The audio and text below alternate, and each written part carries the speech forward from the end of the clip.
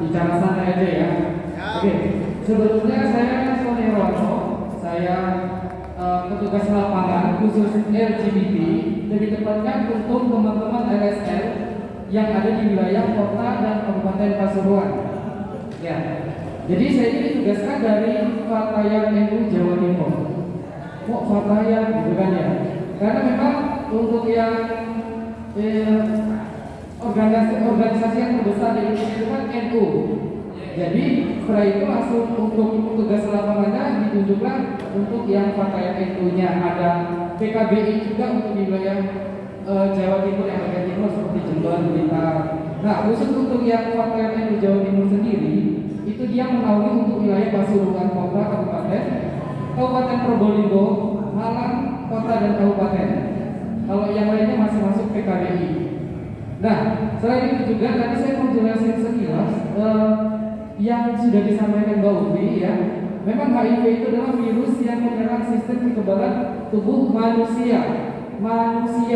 Jadi kalau perantaranya lewat nyamuk tidak bakalan bisa. Oke? Terus penularannya juga ada 4 cairan: darah, ASI, sperma, dan cairan kelamin. Sebenarnya kalau cairan dari seluruh tubuh dari ujung rambut sampai ujung kaki itu berpotensi semua, bervirus semua, keringat, air mata, kencing. Tapi kembali lagi kepada prinsip tadi penularannya, yaitu exit, survive, sufficient, dan enter. Jadi ada virus yang keluar dari tubuh si penderita, exit tadi itu ya. Jadi misalnya saya positif HIV, jadi virusnya harus keluar dari saya dulu, entah itu tadi berupa sperma atau darah. Jumlahnya harus banyak, dan virusnya harus dalam keadaan hidup. Kemudian ada penerimanya untuk masuk tadi itu. Jadi itu prinsipnya lagi Pak. Ya, sekilasnya itu. Terus selain itu ada pengobatannya. Kalau sudah positif ada pengobatannya, namanya ARV tadi ya. Jadi minum obat ARV ini seumur hidup.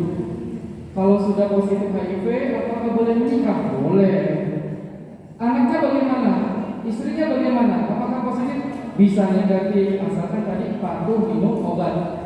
Karena kalau minimal 6 bulan minum obat rutin, itu dia sudah tidak bisa menularkan kepada pasangannya.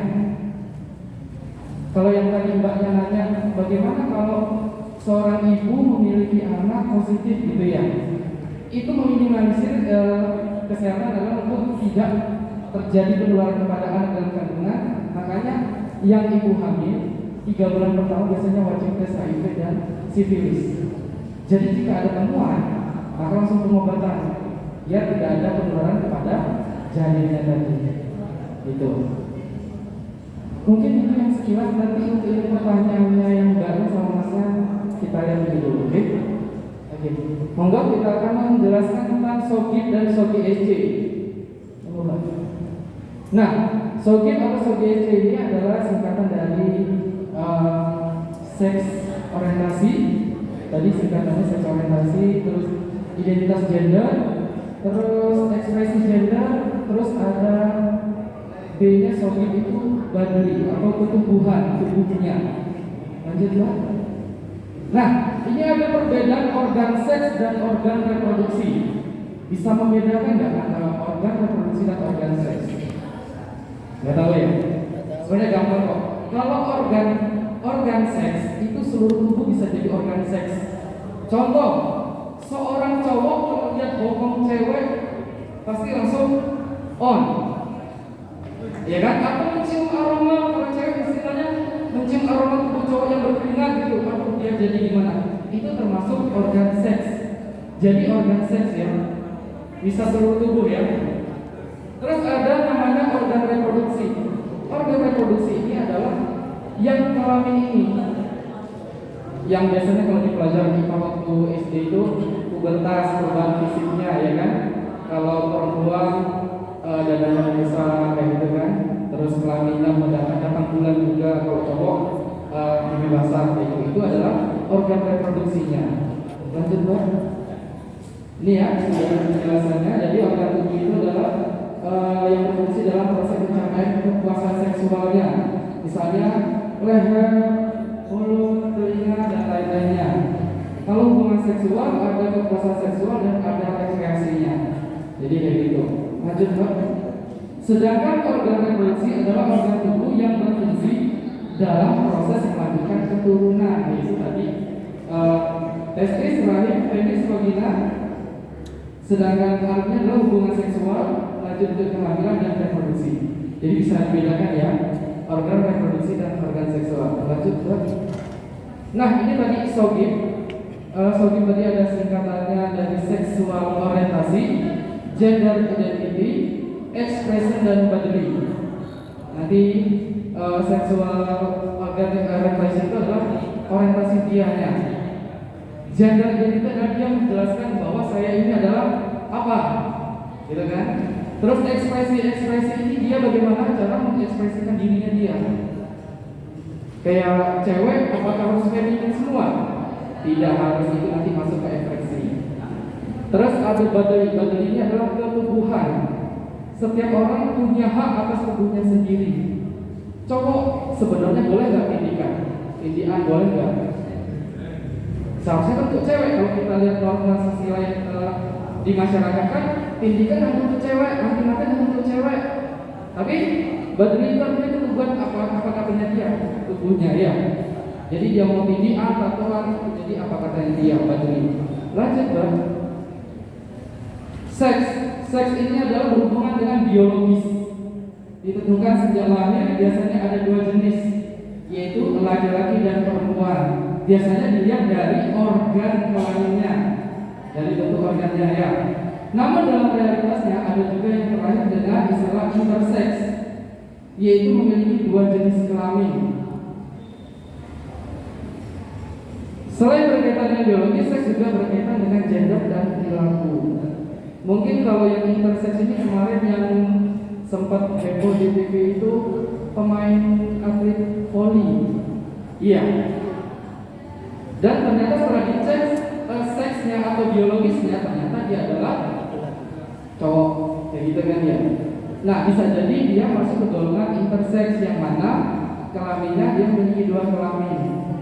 Cuma semakin pertumbuhan nanti setelah pubertas dia akan melihat mana yang berfungsi, si vaginanya atau si testisnya gitu. Oke, lanjut Mbak.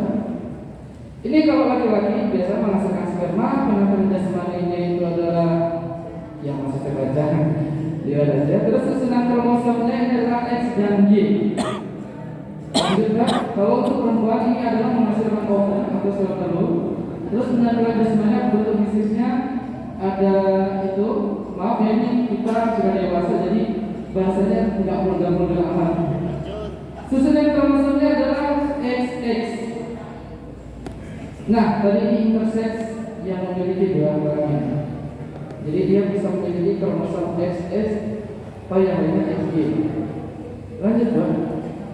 Kemudian adalah sex orientation, SO. Sex orientation atau orientasi seksual. Lanjut Bang. Ya. Ya, orientasi seksual itu adalah ketertarikan secara seksual atau fisik dan emosional secara psikis seseorang terhadap gender tertentu. Ya, jadi misal kalau secara umumnya laki-laki harus suka sama perempuan atau sebaliknya. Ketertarikan secara seksual dan emosional ini tidak saling berdiri sendiri, saling terkait jika salah satu saja bukan disebut orientasi seksual. Jadi harus dari hasratnya dan harus dengan fisiknya juga. Nah, dari orientasi seksual ini kita bagi menjadi 4. Yang pertama adalah homoseksual, ada biseksual, ada heteroseksual dan aseksual. Orientasi seksual seseorang tidak bisa dikenali berdasarkan penampilan dari luarnya saja. Di situ ada 4. Kalau homoseksual itu adalah ketertarikan secara seksual dan fisik sesama, baik laki-laki sama laki-laki maupun perempuan sama perempuan. Sedangkan biseksual ini adalah ketertarikan secara seksual dan fisik juga. Misalnya dia suka dengan laki-laki dan perempuan, misalnya laki-laki menyukai perempuan dan laki-laki, atau perempuan menyukai laki-laki dan perempuan. Heteroseksual ini yang secara umum adalah lelaki memiliki perempuan atau sebaliknya berdasarkan seksual atau fisik atau psikisnya. Aseksual, belum pernah dengar aseksual ya? Pernah? Apa itu, Mbak? Tidak ada memiliki ketertarikan pada jenis. Terus tertariknya kepada apa, Mbak? Lainnya, misalnya dia kalau melihat tas, waduh langsungnya tinggi banget. Bahkan yang kemarin berita-berita kan sampai tolong maaf ya pakai dalam kayak gitu, ini bisa dikatakan aseksual. Ya, jadi dia ketertarikannya, psikisnya, atau emosionalnya tidak kepada orangnya, tapi kepada bendanya. Ya. Iya, ini tadi sudah lanjut, Pak.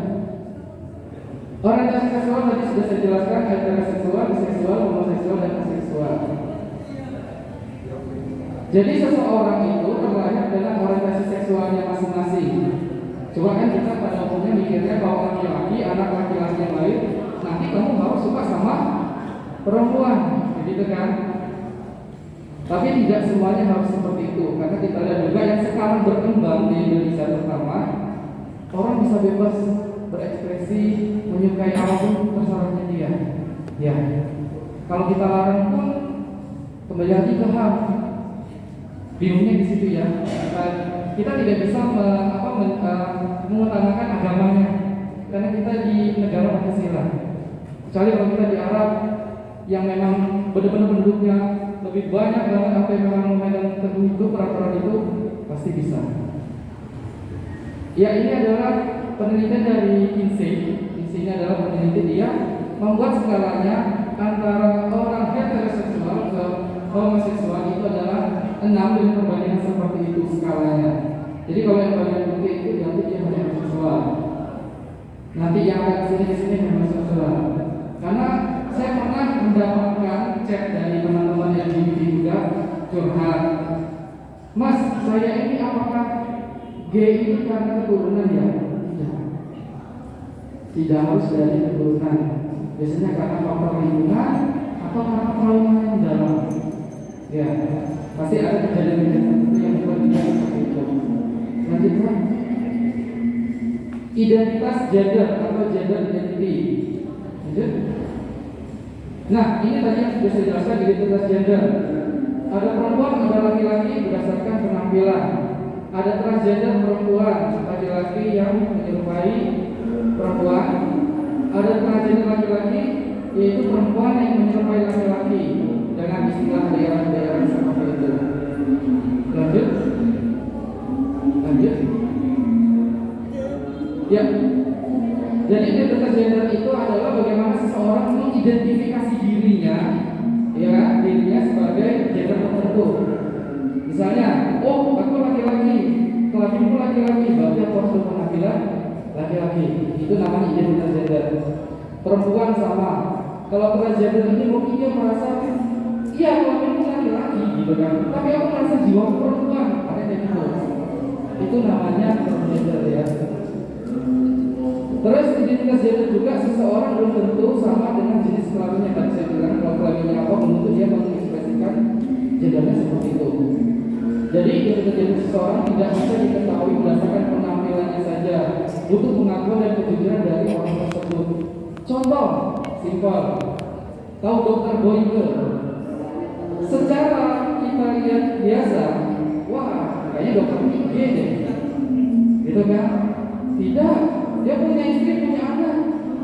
Memang dia nanti akan masuk ke ekspresinya, memang ekspresi dia feminin, gitu. Lanjut, Bro. Ini keberagaman identitas gender, ada gender itu kalau berdasarkan kelaminnya perempuan dan laki-laki itu secara normal. Ada transgender, tadi waria, ada priawan. Terus juga berdasarkan tubuh anatominya dan penampilannya itu menggambarkan dirinya ya. Lanjut, Bro. Nah, jadi ini tidak semua transgender melakukan perubahan terhadap tubuhnya. Misalnya, contoh saya yang khusus LSR ya, atau gay. Orang anggap gay pasti model, gay pasti kemayu, gay pasti kecewek-cewekan. Pernah belum lihat gay yang maco? Nah, pernah. Jadi intinya tidak selamanya dia itu memang baik atau kewanitaan. Bahkan yang maco sekalipun kita tidak tahu, tapi kita tidak bisa menjudge seseorang seperti itu. Lanjutkan. Nah, ini perbedaan seks dan gender. Kalau seks tadi berdasarkan biologi atau bentuk kelaminnya. Nah, kalau seks secara biologi itu ada ciptaan Tuhan, bersifat kodrat, tidak dapat berubah, tidak dapat ditukar, dan berlaku sepanjang zaman dan di mana saja. Sedangkan gender itu buatan manusia, karena dari kelakuan dirinya sendiri. Terus tidak bersifat kodrat, dapat berubah dengan cara tadi operasi misalnya ya, dapat bertukar, maksudnya bertukar peran.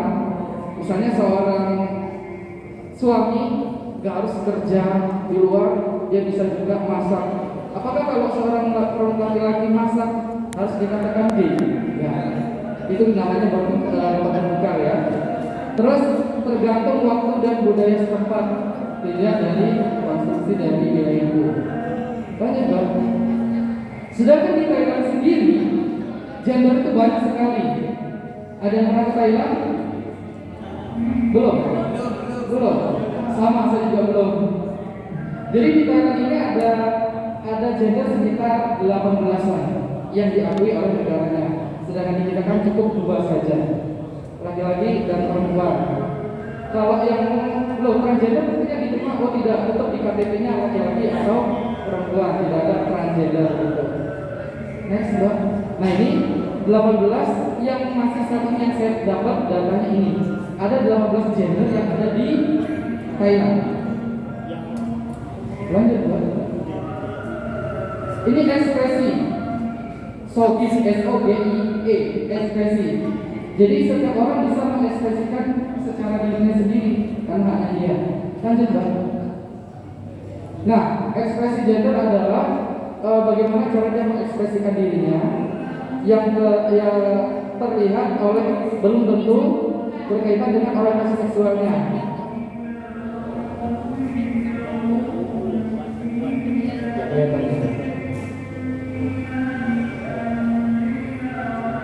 Terus ekspresi gender juga bagaimana seseorang selanjutnya mengekspresikan sisi maskulin atau feminin atau androgyninya dalam berpenampilan, berlaku, sikap dalam kehidupan kesehariannya.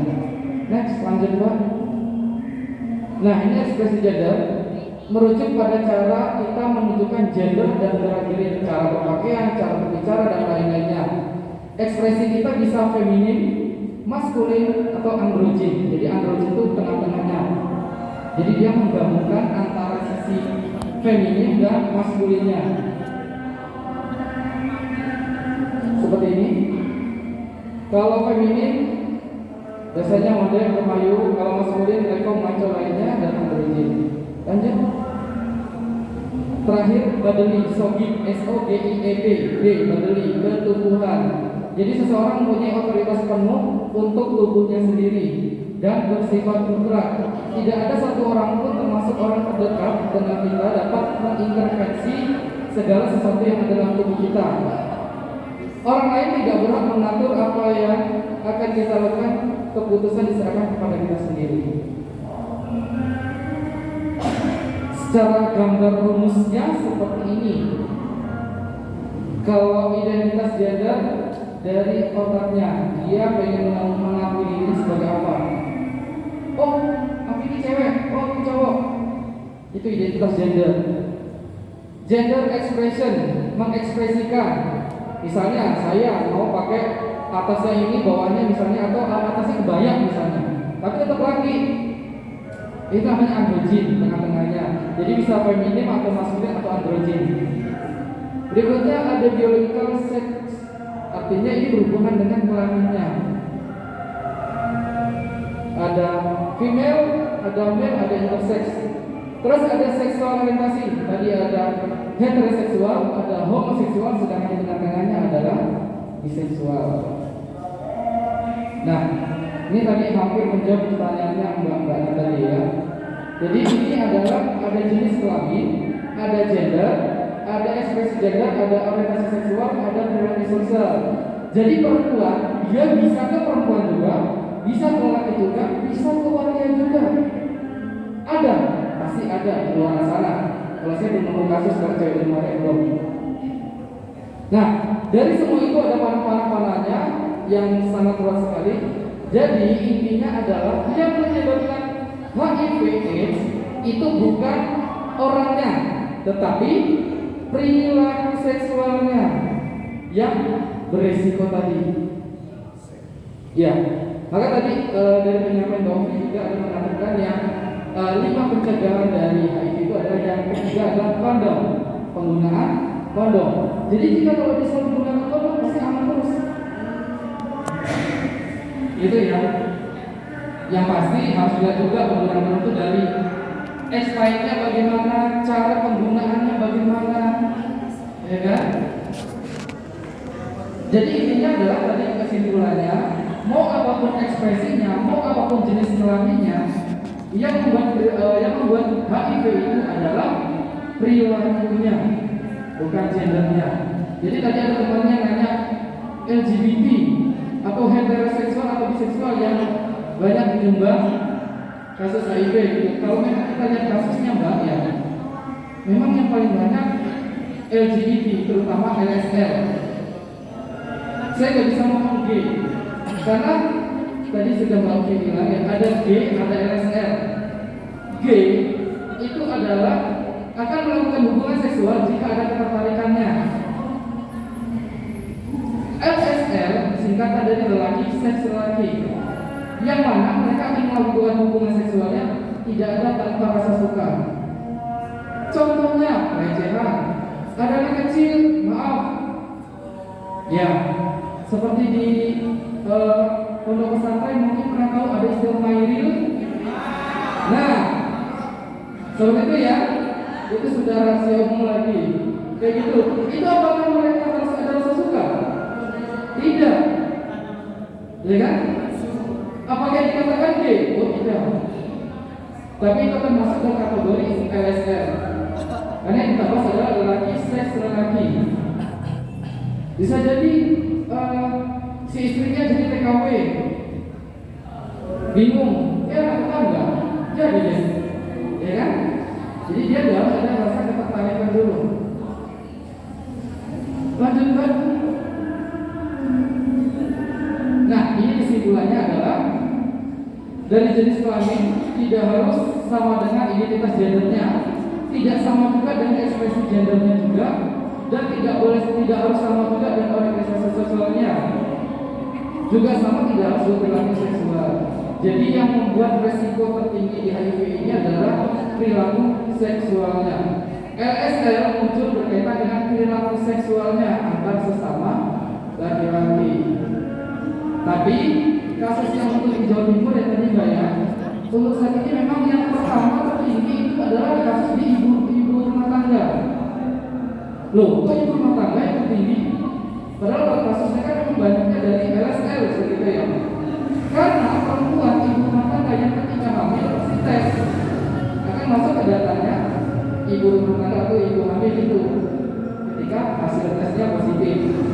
Karena kita lihat juga dari mantan gubernur kita yang sudah menutup Gandoli, gitu kan ya. Jadi lokalisasi untuk prostitusi ditutup. Jadi otomatis mereka perempuan-perempuan yang pernah jadi PSK, ketika mereka mau tes HIV dia akan ngomong faktor beresikonya apa? Oh saya PSK, bakalan dia pasti ngomong ibu rumah tangga. Karena udah berubah dia.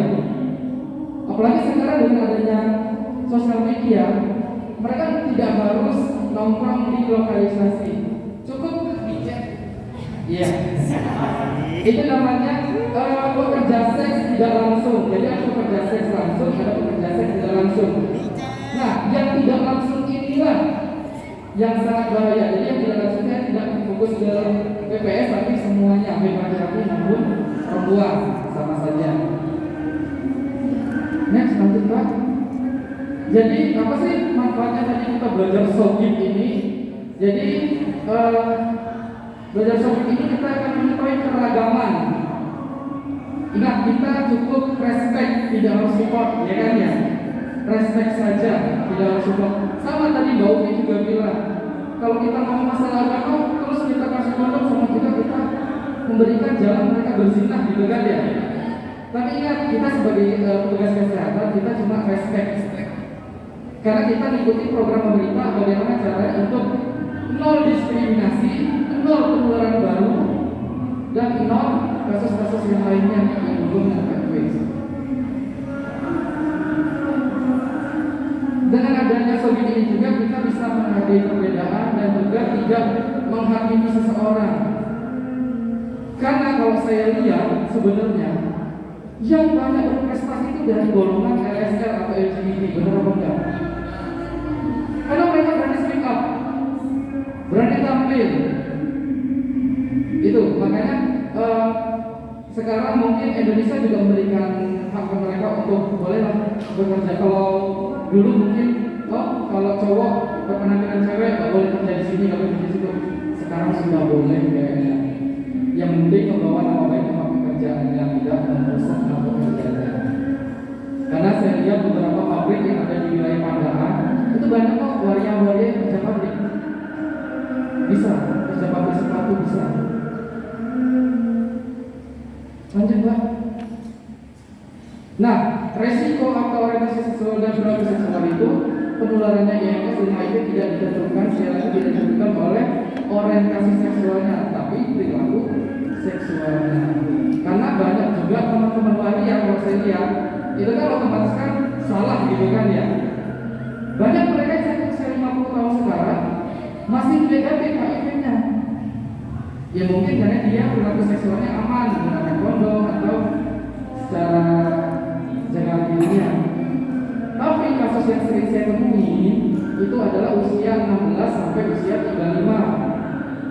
Banyak.